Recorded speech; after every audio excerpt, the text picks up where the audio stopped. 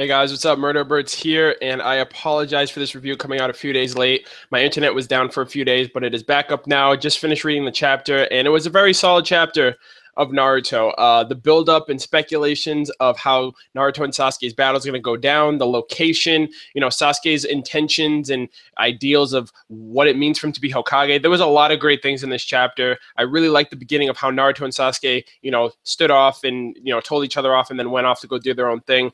And I kind of also have a little theory as to what Sasuke's intentions may or may not be.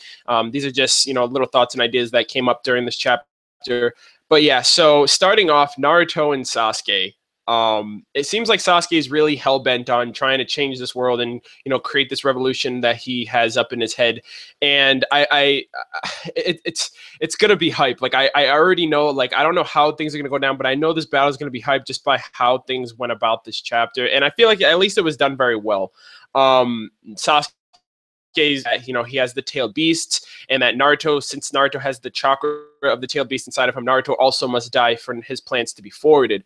Now, that's one little allude to why I think my theory is, on track. But the tailed beast inside of Naruto is the fact that Naruto is going to end up having to be killed by Sasuke. And it seems like Sasuke isn't doing this because he wants to. He also claimed that, it has to be done, almost as if in order for things to move on from where they are now, he has to do what he has to do. He has to pretty much do the dirty work. Essentially, he's going to have to do the Danzo work of it, of killing off the Kages. And I can understand the fact that, okay, if you want to, essentially Sasuke's trying to just purge all of the corruption that has happened, that has led the world to the state that it's in right now, of the Kages. When the Kages are appointed, they inherit the will and testament of the former leaders. And everything that's come up until now is because of the former lives. So in order to establish a new system, a new order of things, you have to kill the source off at the roots, which would be the Kages, essentially. The tailed beast as well is on a different layer and in a different vein, but it still pertains to the cause of the war, the cause of the war and the cause of the world situations of the tailed beast being weaponized for massive power struggles amongst different nations and such. And if they're just taken out rather than given a chance to survive and thrive, then that's just one thing that doesn't have to be worried about. So the beginning was really awesome in that sense of, just gauging how Naruto and Sasuke are feeling about the situation, and especially Sasuke, because Sasuke is definitely taking things into his own hands. He doesn't really care what's going to happen afterwards as long as he gets his plans out of the way right now, which we'll also find that out in the next chapter. Now, I don't know about any of you guys, but when Naruto and Sasuke were going off to the new location, I instantly got a Dragon Ball Z / Hunter x Hunter vibe from it. In the sense of in Hunter x Hunter with Isaac Netero and Meruem during the Chimera Ant arc, they left the palace and went to go fight in the wastelands. And then for Dragon Ball Z, it's pretty much like almost every fight if Goku or Gohan's around and they're like, hey, let's go to an isolated area so no innocent people get attacked. I just got that vibe instantly of Naruto and Sasuke are going to go do their own thing. Sakura and Kakashi aren't going to be around. Hagoromo's not going to be around. And it's just going to be about them two, their power, their struggles, their goals, their different ideals, and how they're going to combat each other on that. And the hype of it all was that it was at the Valley of the End. Now, I think it's hype. I have, I'm a little bit torn on the location, essentially, because I can understand the Valley of the End and its symbolism and how symbolic it is from part one of Naruto and Sasuke, their struggles of Naruto trying to bring Sasuke back to the village, Sasuke having his power, his power trip of wanting to get more power to take care of his brother and all that stuff. And essentially, they haven't fought each other since part one at that location of Valley of the End. And this is where they're going to go back to finish rematch round two where they left off. Now, and also in the sense that, Hashirama and Madara are set, their ideals and, their livelihood and, the will of fire within both of them, essentially, their will and testament is now within Naruto and Sasuke. Now, it is symbolic, and I did get hyped about this in my live reaction, but in retrospect, now that I think about it, I don't think that the location is as impactful as it should be, because of the fact that, Naruto and Sasuke are Naruto and Sasuke. They're not Madara, they're not Hashirama, they're not Ashura, they're not Indra. They've made that clear. Hagoromo's also made it clear in this chapter that, these two are very different. They have different mindsets. Their mindsets are the same as their predecessors, but they're not going to be the ones to follow in their footsteps. They're going to change the course of history. They're going to make different changes and not fall, and learn from the past instead of let the past dictate how they have to, make their calls and stuff. Now, the reason why I feel like it's not as impactful is because the Valley of the End is Hashirama and Madara's landmark. That's where they battled. That's where they had their beef. That's where they dealt with their, with their gripes, and essentially where the era of, the Shinobi era took off. After Madara was defeated, Hashirama became the first Hokage, and, the village per land, system came into effect, and essentially the growth of the Shinobi world started.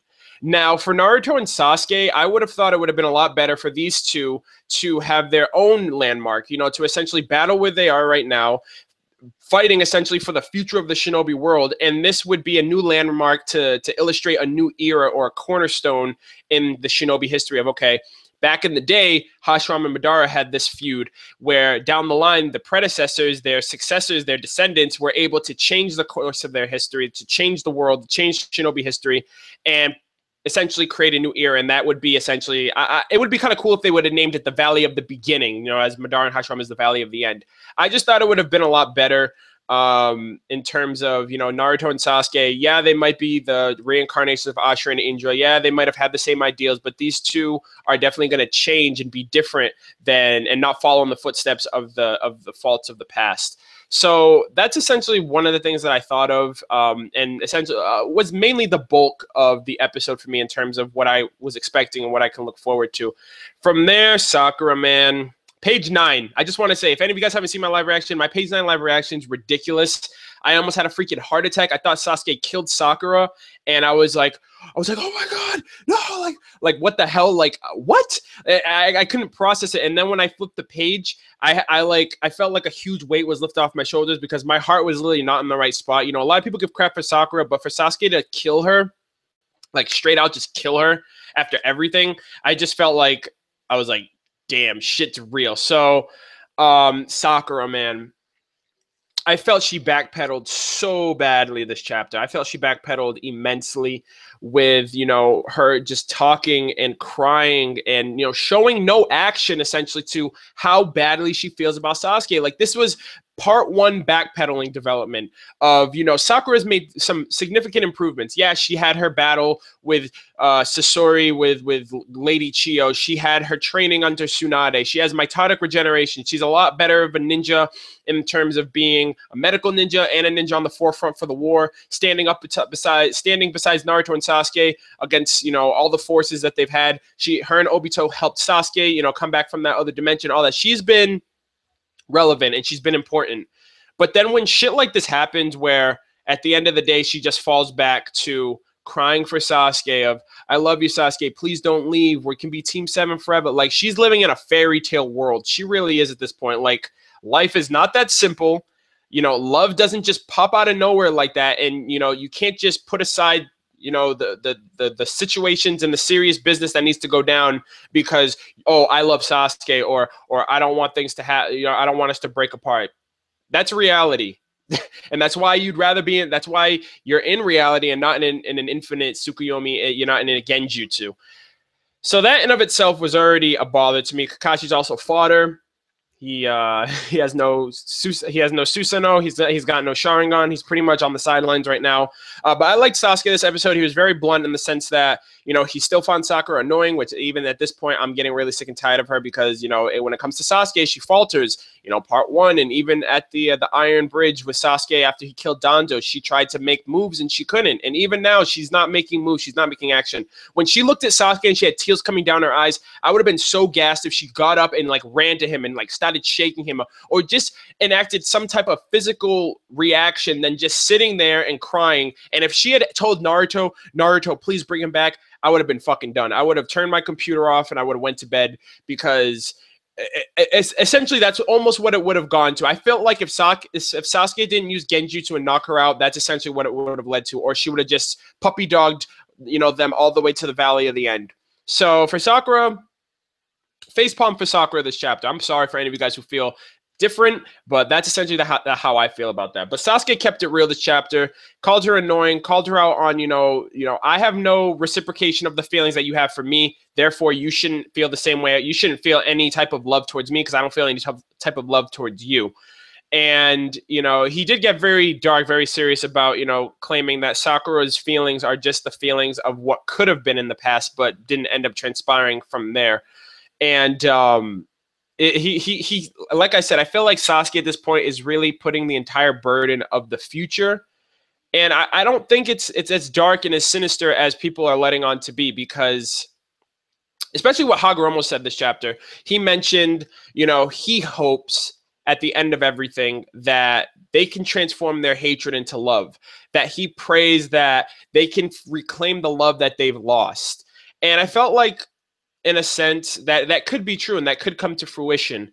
And and this is where essentially my theory comes in as to Sasuke's intentions and what he plans on doing. Not necessarily what Hokage means to him, which we'll find that next chapter, but in terms of Sasuke's intentions and why they seem dark is, what came to my mind was the fact of Ninshuu. Now, I know Ninshuu, we haven't heard that since Hagoromo came in the picture, but Ninshuu introduced as being a way for shinobi. It was supposed to be the original way of how the shinobi world was supposed to function, of shinobi being able to understand one another at a deeper level, a deeper meaning than just talking. Essentially like a spiritual way, in a spiritual sense. And essentially chakra was supposed to be a way of establishing Ninshuu. However, Kaguya ended up using it, weaponizing it, and using it as a destructive force, which down the line and down the shinobi timeline just became known as, when you become a shinobi, you're going to learn these crazy fireball jutsus and water dragon jutsus, and you're going to defend your borders, and you're going to attack anybody with this who tries to harm you, your village, your loved ones, stuff like that. And at that point, it's like Ninshuu just lost its way. Now, during Sasuke and Naruto's dialogue with Hagoromo before they got their power-ups, we didn't really see that much dialogue from Sasuke in terms of talking to Hagoromo. It was just him standing there listening to Hagoromo. And I feel like maybe Sasuke and Naruto got a little bit of detail on Ninshuu, much more than we the readers, perceived. And I feel like Ninshuu is going to play some type of role, some type of relevance in Sasuke's revolution. Because when you think about it, just think about it in this sense. If Sasuke ends up trying to change the shinobi world for the better in terms of introducing Ninshuu to the shinobi world and taking out chakra in replace of that because of Kaguya, that in of itself would be a revolution, because everyone in the shinobi world was brought up and raised on the foundations of chakra and the foundations of ninjutsu, and using that essentially for offensive purposes or maybe even lifestyle purposes. But I don't think I've ever seen someone use fireball jutsu to light a fire or something, or water dragon jutsu to drink and to keep themselves hydrated. So at this point, I feel like Sasuke is going to involve Ninshuu in some way, shape, or form to the shinobi world, and that in a sense is why he's taking out the tailed beast. Because and this could be debunked to some degree, because if that's the case, why do you need to kill the Kages? Maybe at that point he's just going a little bit too far in the sense that he wants to just purge the world of any type of past problems or past conflicts or past faults that could end up coming back in the future and biting him in the ass, or biting the shinobi world in the ass. So maybe that's why. But I feel like at the same time, if you're going to deal with Ninshuu, and Ninshuu will give two people 100% full understanding of one another to the point where you can resolve your issues peacefully without war, without fighting, then that wouldn't really be needed to kill the Kages. Now, getting back to that, the tailed beasts. Now, when I mentioned the tailed beasts before, it was mentioned that, the tailed beasts are somewhat to blame for the state of the shinobi world. But now that they're essentially not tame, but now that they have their faith in humanity and their faith in Naruto to where they won't run amok, they'll be peaceful, they'll be, essentially they won't be a bother to anyone. I feel like for Sasuke, if he is going to introduce Ninshuu, I think it has to be a equivalent exchange. And I'm bringing some Full Metal Alchemist in here for you guys, where if you want Ninshuu, you have to get rid of chakra indefinitely. And chakra in the sense of offensive chakra and how they use it now. And we already know the tailed beasts are manifestations of the 10 tails chakra. They're essentially chakra in physical form. So if he were to get rid of the tailed beasts, and he gets rid of the tailed beasts, he has to get rid of their chakra, which their chakra is in Naruto. You take the chakra out of Naruto, Naruto dies, because that's equivalent to extracting a tailed beast altogether. So, like I said, Sasuke might not want to even want to do this. There might be no other way. You know what I mean? There might be no other way of just trying to talk to people. You can't just talk no jutsu the entire shinobi world, regardless if you're Naruto. Maybe Sasuke's a lot more forceful than Naruto. So I feel like at the end of the day, if Sasuke does in fact decide to use Ninshuu as a way of revolutionizing the shinobi world, he's going to have to give up chakra. If he gives up chakra, he has to get rid of the tailed beasts because they are chakra incarnate, as well as getting rid of the tailed beast chakras that reside in Naruto and resides it within everyone, since chakra is a manifestation of physical energy and life energy. It won't kill them. It won't give them the abilities to, do hand signs and do all this crazy freaking fireball jutsus and all that other stuff. So in a sense, that's probably why it seems so sinister, because at the end of the day, Sasuke is just like, you have to die, Naruto. He didn't explain the process of, hey, listen, I got to bring Ninshuu in here. If I bring Ninshuu in here, I need those tailed beasts to disappear. The chakra inside of you from them has to disappear, and that will in turn result in you dying.